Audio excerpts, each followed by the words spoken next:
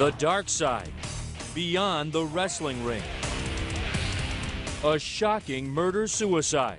How did we know that Chris Benoit would turn into a monster? Pro wrestlers dying young, and allegations of drug abuse. The steroids started, the drugs started, prescription drugs, because of the injuries. I'm glad that the WWE has taken the steps it has to clean up our industry. Is the WWE steroid-free, drug-free? Finally, my God, finally, Chris Benoit has become the heavyweight champion of this world. In the fall of 2005, following the year he wore the championship belt, professional wrestler Chris Benoit was at the top of his game. In the ring, with the body of an Adonis, he was slamming opponents, being slammed, and putting on a show. Outside the ring, the former WWE World Wrestling Entertainment Champion was quietly spinning into depression and, in a sense, documenting his own mental breakdown. This is an open letter to Eddie on November 24th, 2005. Mike Benoit is reading the diary his son wrote over an 11-day period in 2005. The diary consists of rambling letters to his best friend, a wrestler named Eddie Guerrero. The first entry, the first note to Eddie, was written on November 23rd, 10 days after his 38-year-old friend dropped dead of a heart attack. Oh, Eddie, I forgot to tell you about my dream last night. I dreamt that both my parents were taken, perished. Mike Benoit believes it's the diary of his son going mad. And Nancy and I were trying to get to her parents in Daytona to save them because we felt that they were being taken next. And these people after them were very powerful people, high-ranking people. When we got to Daytona, it was too late. Her parents were gone too, perished. We just didn't understand this was going on at that time in Chris's life.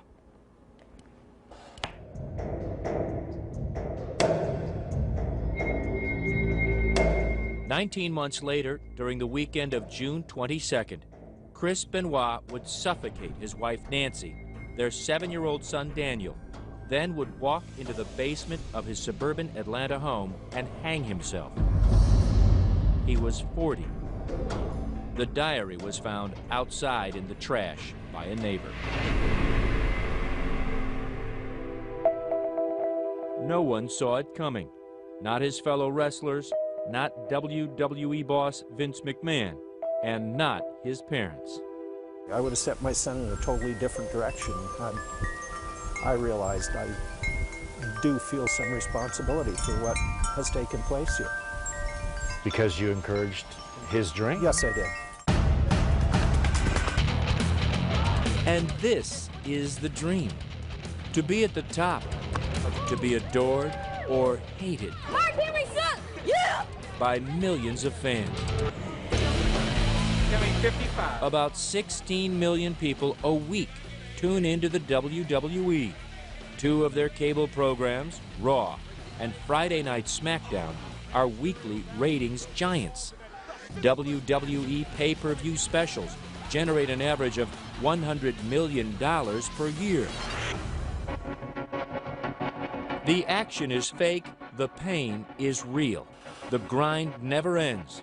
And that's the dark side of wrestling entertainment when many turn to painkillers and steroids. And that combination has fed a numbing statistic. Their death rate was approximately 7 times greater than that age group in the general population. Dr. Keith Pinkard studied wrestling deaths over a 20-year span from 1983 to 2003. He found 64 professional wrestlers, all just 40 years old and younger, had died. A CNN tabulation shows in just the past 5 years, 18 wrestlers under the age of 50 have died. Pinkert, a medical examiner in Dallas, did his own analysis and was astounded. About a fifth of those were drug-related deaths, either accidental overdoses or suicidal overdoses. Each one of these professional wrestlers died of a drug overdose, a heart attack, or like Chris Benoit, committed suicide. I beat Chris Benoit for a title on pay-per-view once. You know, that's a bond me and Chris had. Chris Kanyon is one of those wrestlers who calls himself a survivor.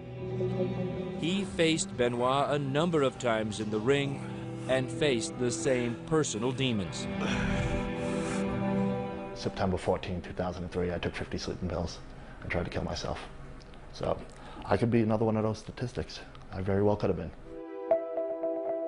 Even Benoit, who once wore the championship belt, had he not killed his family, his suicide alone might have gone virtually unnoticed.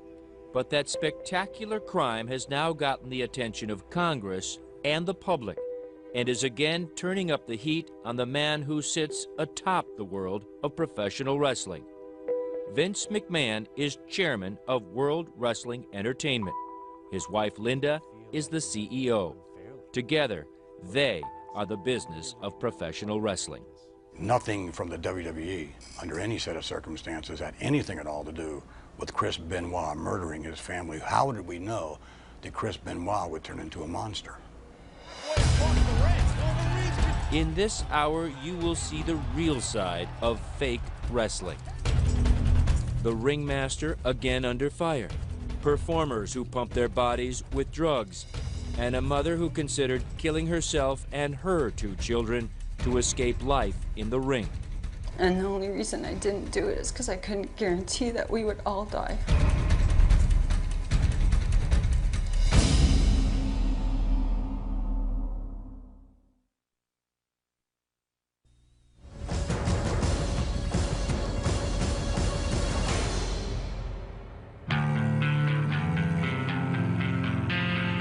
At first, there was the special tribute. On June 25, 2007, Vince McMahon and superstars like Phil CM Punk Brooks remembering a champion, Chris Benoit. Last night I felt really overwhelmingly disappointed because I didn't get to wrestle Chris Benoit. I just can't get that out of my head because Chris Benoit was my hero. Just one day later, tonight, investigators are calling the horrific scene that they found inside this home a murder-suicide. CM Punk's hero had become a villain, and Vince McMahon and his wrestling empire were on the defensive. Good evening, ladies and gentlemen. Last night on Monday Night Raw, the WWE presented a special tribute show, recognizing the career of Chris Benoit. However, now some 26 hours later, the facts of this horrific tragedy are now apparent. The Benoit tragedy put McMahon and his WWE back under the microscope. Another dead wrestler, allegations of steroid and drug abuse. Nothing new for McMahon, a bodybuilder and promoter who many say single-handedly changed the shape of wrestling. Vince has changed this business more than anybody. He has had an unbelievable influence on this business. A lot of it good, some of it not so good. Obviously, that look came from a lot of drugs, a lot of steroids. Del Wilkes wrestled for McMahon and his former World Wrestling Federation as the Patriot. He says he was injured in the ring, became addicted to painkillers, and ultimately spent time in prison. The WWF was known as the company of big guys. Vince liked big guys, and they were all there. You had certain wrestlers who... A former longtime WWE employee who asked us not to reveal his identity goes further, charging that McMahon not only changed the wrestlers, he also changed wrestling's legion of fans. You look at pictures of wrestlers before the mid to late 80s, they don't look like bodybuilders. They look like your unemployed uncle sitting on the couch. That's what they look like. They're not jacked up guys. But now there's an expectation among fans that a wrestler has to look a certain way. As the wrestlers grew, so did the whispers of illegal steroid use. Those whispers turned into headlines when McMahon went on trial in 1994, charged by the federal government with distributing steroids to his wrestlers. The government star witness? McMahon's own, Hulk Hogan. Perhaps the most famous name in all of wrestling. Hogan, whose real name is Terry Bollea, admitted under oath that he had used steroids. He estimated as many as 80% of McMahon's wrestlers were using steroids. Terry! Hogan also testified McMahon knew his wrestlers were on the juice and said that McMahon had ordered steroids for his own use. Despite such damning testimony, McMahon was acquitted, but the trial did lead him to admit to steroid use. The government's long investigation had already led to him announcing an expansion of the drug testing policy for his wrestlers. McMahon tried to assure fans and critics he was serious, saying, "It should come as no surprise to you that the WWF has one of the most comprehensive drug testing education and rehabilitation programs in all of sports." The trial, the scrutiny, and defections to McMahon's biggest rival, the WCW, World Championship Wrestling, led to a downturn in McMahon's fortunes. Eric Bischoff ran WCW for McMahon's arch nemesis, Ted Turner, who at the time also owned CNN. WCW really dominated the sports entertainment category from probably about 1996 through effectively the first part or the middle of 1998. We were still very, very competitive, if not #1, we're close to it. The WCW and the WWF battled throughout the 90s, and both Turner and McMahon's organizations were dogged by allegations of steroid abuse. It was McMahon, however, who eventually won out. He bought the WCW in 2001, rolled it into his entertainment empire, and became the final word. Yeah, the WWE has, they're the last man standing in the world of professional wrestling.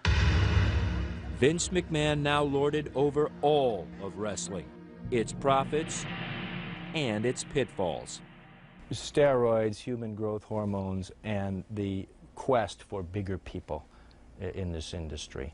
You like big guys, right? Well, again, I take exception to the fact that, our locker room now in terms of weight, as far as big guys are concerned, is lighter than it's ever been in history. There's an expression in our business that here's where you make your money. It's your face. It's what you do with it. McMahon protests, but there's no denying the massive, chiseled, almost unbelievable physiques of many wrestlers, and McMahon's eagerness to promote this look. Irv Muchnick, nephew of legendary wrestling promoter Sam Muchnick, is the author of Wrestling Babylon. Wrestlers see what works for other wrestlers and they copy it. There are only a handful of really top slots where you make huge money. So much money that you can really take care of your family and really take care of your health and really prepare for your retirement. Still, the debate over steroids and its impact on who gets to the top divides the wrestling community. It's pretty obvious. You can sit down and watch the show and at least decide at least a percentage of who's on and who's not. Former WWE champ Chris Jericho says you can wrestle and not be pumped up. I think wrestling is a very stereotypical image that it's all the big, huge behemoths and the Neanderthals that really make the big cash and really make it big. And hey, there are a lot of huge guys that make it, but there's other guys that aren't as huge that actually had to go and learn how to be a good wrestler to make it. Big, small, in between. Today, wrestlers may be split on what it takes to make it, But there's only one man who decides who wins and who loses: Vince McMahon. Coming up. Is the WWE steroid-free, drug-free?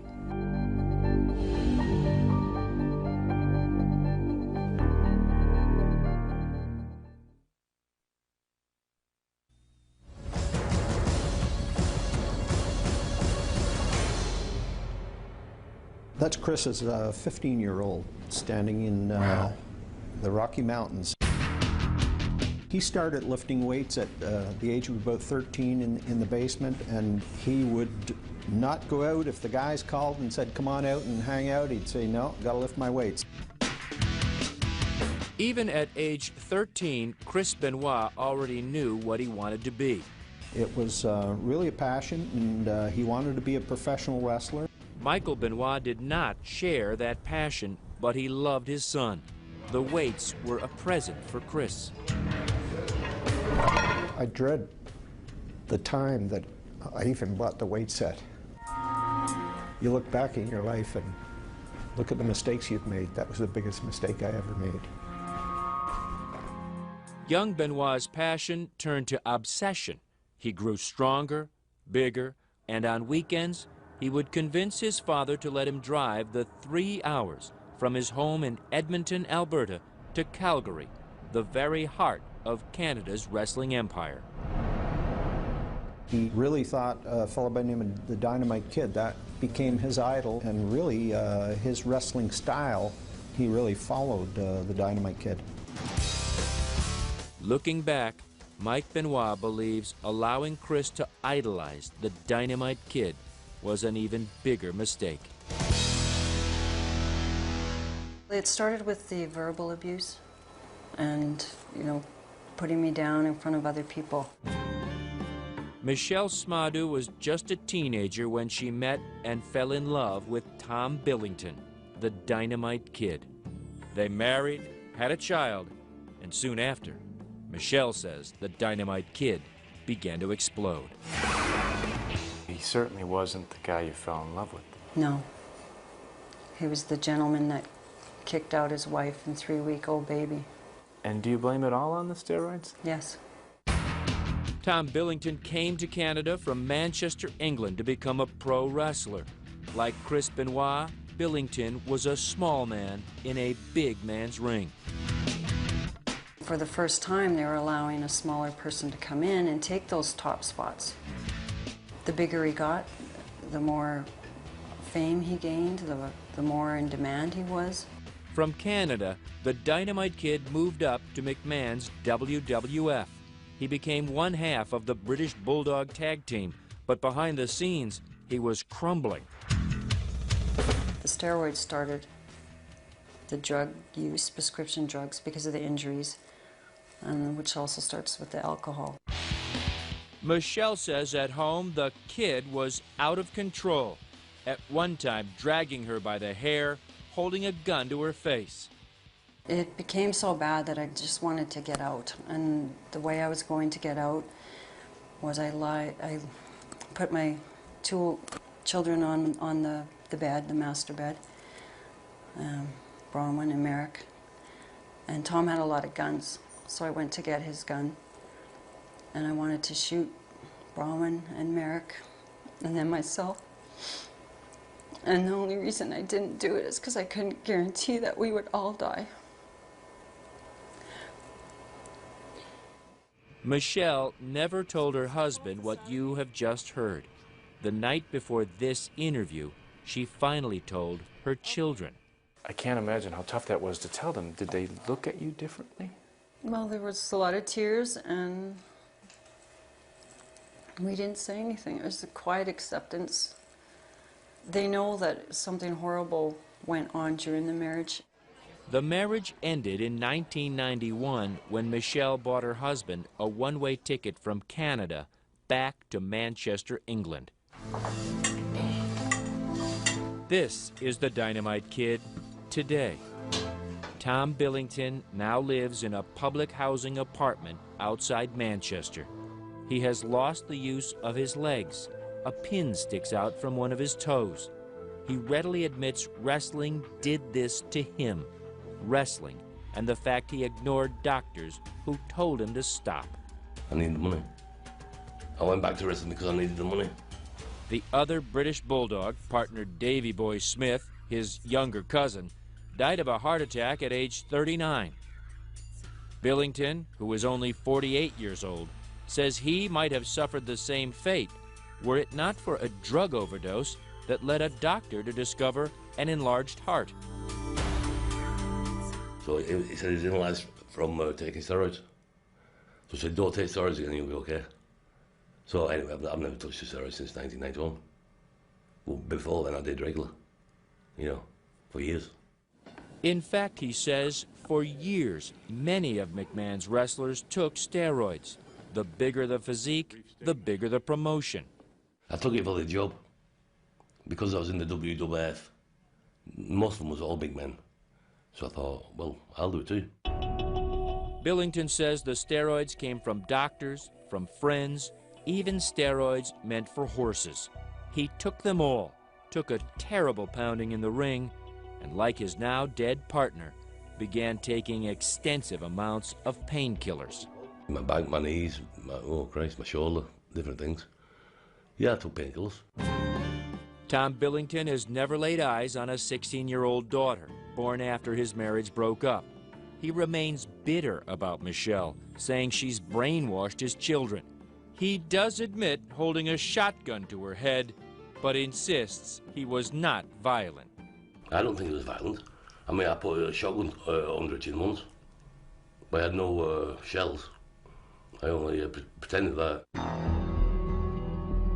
This is the man Chris Benoit idolized. Shortly after Benoit's death, a British newspaper quoted the Dynamite Kid, harshly criticizing Benoit. "We've all been through it," Billington is quoted, "but we didn't take it out on our loved ones." He told us maybe it was the drugs. It can make you aggressive, the steroid. But I don't, well, personally, I wouldn't, you don't go and kill your bleeding kid, would you? Or wife, whatever. Coming up, new revelations about Chris Benoit's death and the Benoit family's search for answers. I said to my wife, I said, it's our only hope.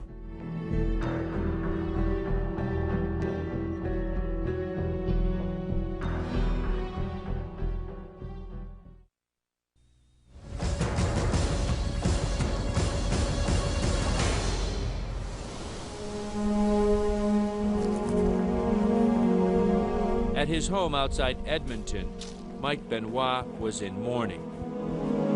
It was 4 days after his son's family was found dead in their Fayetteville, Georgia home. The headlines declared his son a suicidal murderer. But why? Mike Benoit didn't know where to begin. I called a funeral parlor in Atlanta to pick up his remains, and we were going to have him cremated.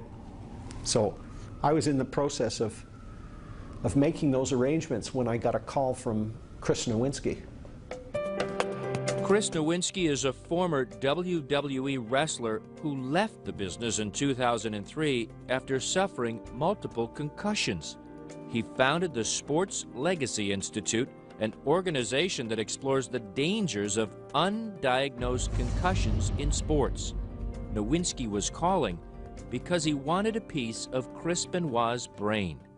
So that they could do some tests to see if there was any signs of brain damage. I said to my wife, I said, it's our only hope.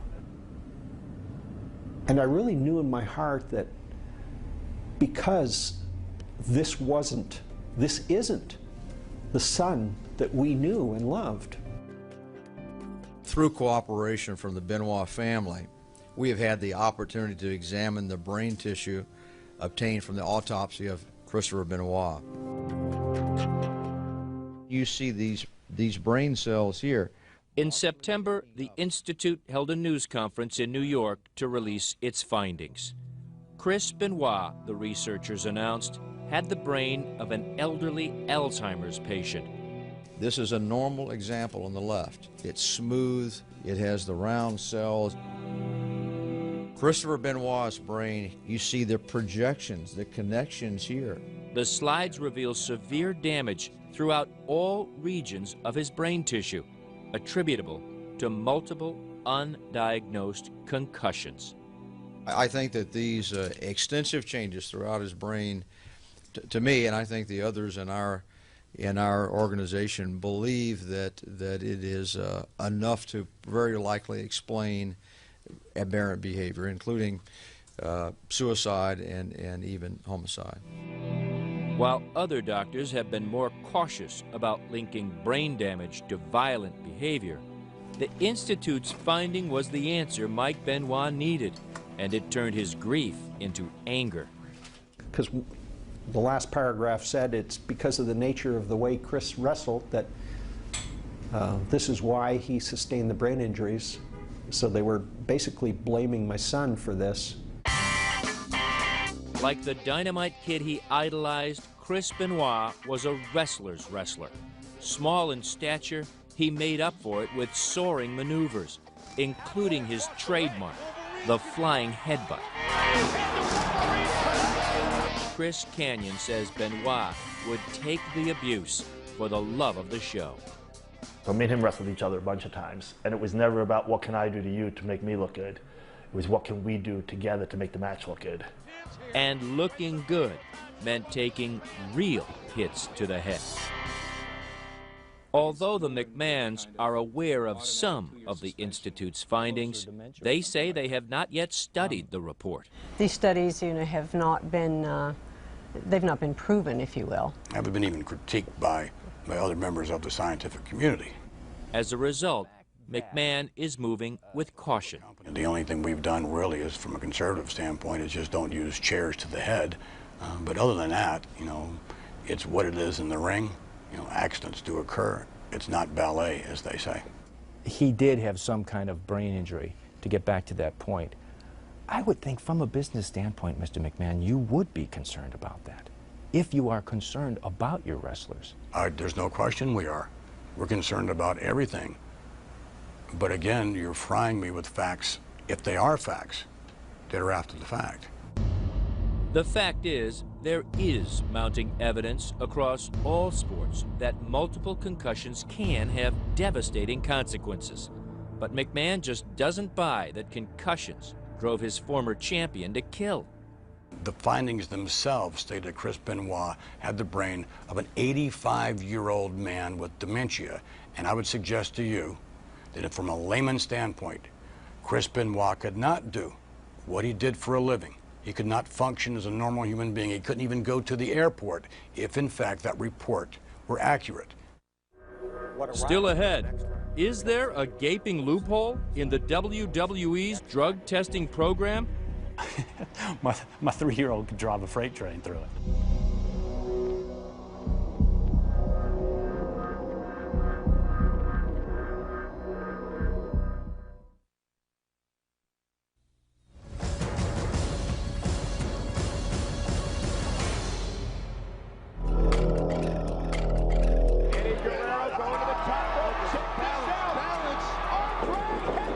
On November 13, 2005, wrestler Eddie Guerrero dropped dead of a heart attack in a Minneapolis hotel room. He was 38. A coroner determined the death was due to heart disease, but noted a history of anabolic steroid use and narcotics. Another WWE star dead before the age of 40. Vince McMahon needed to act. And once again, a drug testing policy was implemented, although it has many, many deficiencies in it, in my judgment. Dr. Gary Wadler is a world-renowned expert in the study of steroids, drugs, and athletes. He is also a longtime critic of McMahon. Wadler testified as an expert witness for the prosecution in the federal case against McMahon in 1994. During the government's investigation that led to that trial, McMahon announced the launch of what he called the most comprehensive drug testing in all of sports. McMahon says the program was successful for a while. The cost of that at that time, we were not a public company, was extraordinary. We suspended that. We had to compete. We lost money. It was a private company. We lost millions of dollars for more than 1 year. and quite frankly did not have the funds to continue this program, and especially when our competition would not. More than a dozen years later, Wadler is convinced steroids and drugs remain rampant in the WWE. He is also convinced McMahon could clean it up with a serious drug testing program, which Wadler insists the WWE does not have. Well, certainly it's far, far, far short of where it needs to be. There is a gold standard, and I measure all these sporting activities and entertainment, if you will, activities against that gold standard, and it's miles apart. That gold standard exists here at the Olympic Training Facility in Colorado Springs, where Travis Tygart heads up the U.S. Anti-Doping Agency. Under his direction, athletes are randomly tested and, if caught just once, face a 2-year suspension from competition. If caught a second time, they can be banned for life. If there's a desire to have a truly effective anti-doping program and to be as clean as you possibly can be, I haven't seen any excuse that's been put forward up to this point why that can't be done. Like Wadler, Tygart believes McMahon and the WWE are not serious about running a clean program. He says look to the WWE's own policy. Performers who are caught are given only a warning for their first offense. A mere 30-day suspension for a second offense. You need to flunk a drug test 4 times before you are actually let go. Then there is the loophole. And that basically says, if you got a prescription, you're clean. Yeah, it's just a loophole in my mind that guts the entire program. You know, my 3-year-old could drive a freight train through it, to be quite honest, because it's so easy. Like many other wrestlers with the WWE, Chris Benoit found no problems getting a prescription. Authorities in Georgia say one of Benoit's doctors was prescribing a 10-month supply of anabolic steroids to the wrestler every 3 to 4 weeks. To his credit, to build a better drug testing program, Vince McMahon hired Dr. David Black, who helped the NFL develop its rigorous testing. Black says he was brought on to clean up the WWE. Were you apprehensive about stepping into the ring with these guys? Whether or not they would truly be serious and follow your recommendations? This has risk, yes. If I believed the talent were not going to cooperate, if I believed that the WWE was not sincere in this effort, then I've made a foolish decision. But I've listened. I have seen action follow verbiage. And I've seen the determination in Vince's eyes when he's told me, Dave, I want this deal addressed. Since the program began in February of 2006, more than 30 WWE wrestlers have been suspended, including 2 after our conversation with Vince McMahon. Dr. Black says twice that number have tested positive and been given a warning. Black's program includes random urine tests 4 times a year, no advance warning, and he says he has full authority with an outside medical consultant to determine if a prescription drug being used by a wrestler is necessary and legal. Black says he doesn't take orders from McMahon, but admits the program is not foolproof. He concedes that some of the huge bodies in the WWE were built in a pharmacy, not in a weight room. We are working towards making sure that all the physiques presented are natural. As a result, am I going to see smaller and smaller wrestlers in the ring? I think over time the impact of the program will be that we will see healthier wrestlers in the ring. Critics of McMahon say that does mean smaller wrestlers. This former employee, who wants to remain anonymous, sees that as a deliberate attempt to get steroids out of the headlines. When the steroid scandal first happened in the early 90s, and a lot of these guys came off the gas and they got smaller, the business also suffered. Now, he says, it's happening again. The death of Benoit, the death of Guerrero, the allegations of steroid use run amok, and a congressional committee asking questions. Suddenly, there are smaller WWE stars, one whose very gimmick is to be drug-free. When we come back, You're Mr. I'm straight edge. I'm straight edge. What the hell does that mean?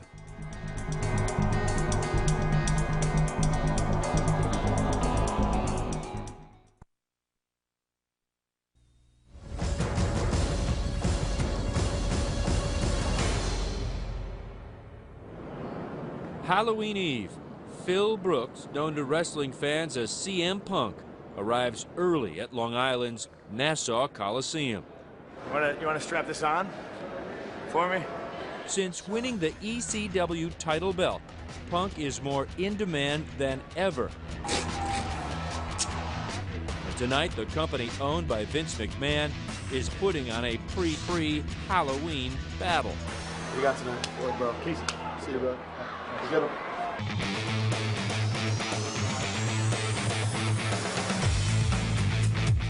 CM Punk is literally half their size, but is suddenly becoming a big star, promoted not only for his skill in the ring, but the lifestyle he calls straight edge. It means I don't drink, I don't smoke, I don't do drugs. I guess to a lot of people, I am boring. Punk's clean lifestyle stands out at the WWE. This guy is the current Extreme Championship wrestler. He's getting star treatment. Y'all give it up for CM Punk! Yeah, boy! He's tapped for radio interviews. I think what stuck with me from being a kid was the British Bulldogs. Even his workouts get interrupted with the press calls, like this one from Germany. You know, you've been at it for 10 years, but your sudden rise to fame at this time has to do with the fact that the WWE wants to hold you up as an example, saying, look, we've got a clean wrestler. I think it was, I don't think that's the sole reason. I think it was more circumstance, you know? I mean, all this stuff started to happen, and I just happened to be there. While the WWE is trying to put the Benoit story behind it, its wrestlers can't escape nagging questions about steroid abuse.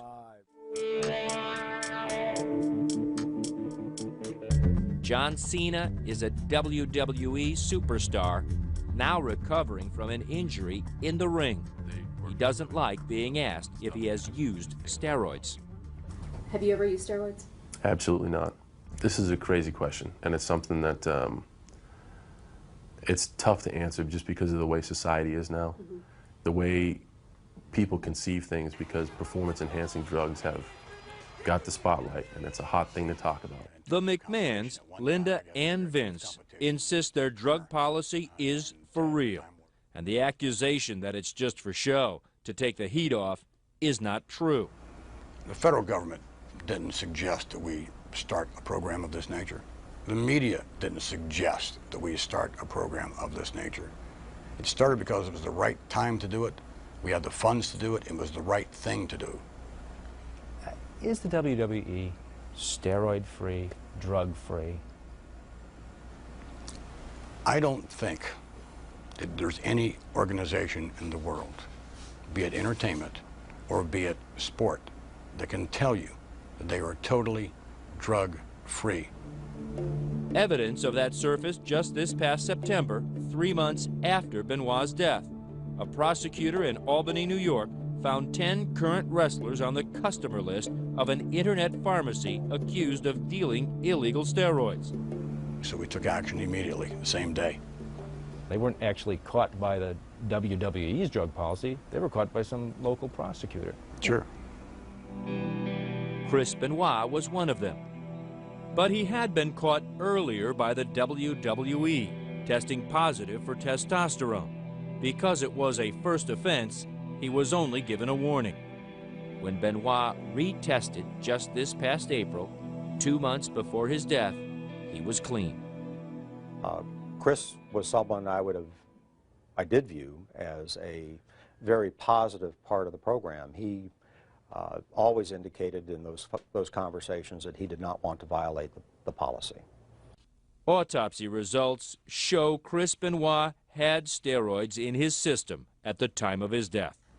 We're not looking to just, say, got you. We want to protect the health and well-being of the men and women who are part of World Wrestling Entertainment. as it turned out. The McMahons are holding up their testing program, which now includes heart scans for their performers, as an example of a positive turn in a tough business. They have even offered to pay for drug and alcohol rehab for former wrestlers. But McMahon is not about to accept any blame for what others do to themselves. From a humane standpoint, I mean, is that hard to swallow, that so many of these wrestlers are dying so young? Well, again, I think that from a responsibility standpoint, I think that we all as individuals are responsible for our own actions. If someone passes through our organization, certainly our organization is not responsible for someone's own personal activities. And what would Chris Benoit's father say to Vince McMahon if he has the chance? It's too late for my son. It's too late for my daughter-in-law. It's too late for my grandson. But you know, let's be concerned with the guys that currently work there. Let's do something meaningful